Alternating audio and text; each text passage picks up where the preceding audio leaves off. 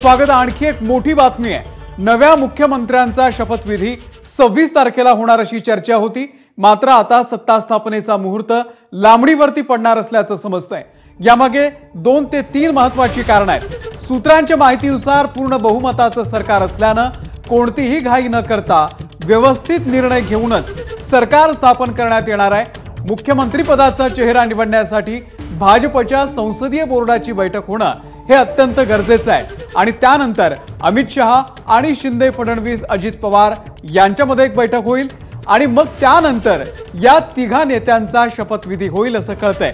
त्यामुळे 27 किंवा 29 तारखेला सत्ता स्थापना होण्याची शक्यता आता वर्तवली जाते।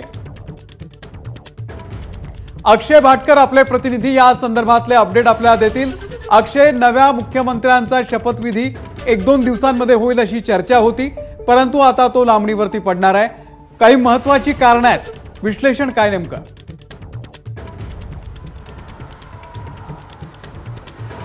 महत्त्वाची कारणं आहेत, याच्यामध्ये वेगवेगळी कारणं आहेत आणि या कारणांमध्ये सगळ्यात महत्त्वाचं म्हणजे अजून पार्लमेंटरी बोर्डाची मीटिंग झालेली नाही आहे भाजपची आणि पार्लमेंटरी बोर्ड जे भाजपचं आहे तेच अंतिम निर्णय घेतं। त्याच ठिकाणी ठरणार की भाजपचा मुख्यमंत्री असणार की एकनाथ शिंदे मुख्यमंत्री असणार की अजितदादा असणार। अजूनही या संदर्भातली बैठक न झाल्यामुळे महाराष्ट्रात मुख्यमंत्री नेमका कोण याच्यावर अजून शिक्कामोर्तब झालेलं नाहीये।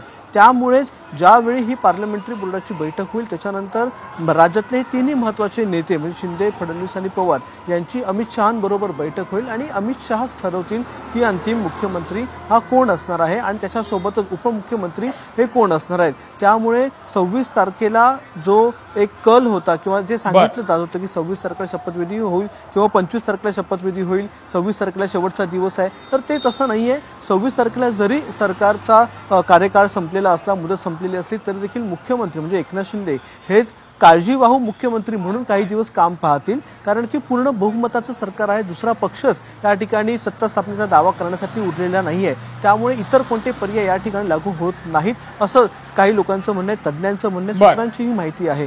त्यामुळे सध्या तरी काळजीवाहू मुख्यमंत्री म्हणून काही दिवस काम बघत असतानाच बॅक टू बॅक सगळे निर्णय घेतले जातील। सुरुवातीला मुख्यमंत्री आणि 2 उपमुख्यमंत्र्यांचे शपथविधी जे आहेत ते पार पडले जातील। त्याच्यानंतर राज्यातले तिन्ही नेते एकत्र बसून उर्वरित जे मंत्रिमंडळ आहे त्यांच्या संदर्भात चर्चा करतील, वाटाघाटी करतील आणि जर गरज पडली तर पुन्हा एकदा अमित शहांना यामध्ये इन्व्हॉल्व केले जाईल आणि मंत्रिमंडळाची खाते वाटप कोणाला किती व्हावं, किती खाती जातील याच्या संदर्भात निर्णय घेतला जाईल आणि त्यानंतर राज्याचं मंत्रिमंडळ बसेल आणि या सगळ्या गोष्टीसाठी 27 ते 28 तारीख उजाडू शकते किंवा 29 तारीख उजाडू शकते। त्यामुळे या 26 तारखेला अक्षय तुम्हाला थोडंसं थांबवतो। आपल्या टीव्ही स्क्रीनवरती काही महत्त्वाची दृश्य सध्या येत आहेत। वर्षा निवासस्थानी काही महिला आलेल्या आहेत आणि त्या लाडक्या बहिणी आता मुख्यमंत्र्यांना ओवाळण्यासाठी आलेल्या आहेत। विधानसभेमध्ये झालेल्या प्रचंड यशामुळे आता बहिणींकडून मुख्यमंत्र्यांना शुभेच्छा दिल्या जात आहेत। मोठी गर्दी झालेली आहे। मुख्यमंत्र्यांचं शासकीय निवासस्थान असलेल्या वर्षा बंगल्यावरची ही दृश्य आहेत।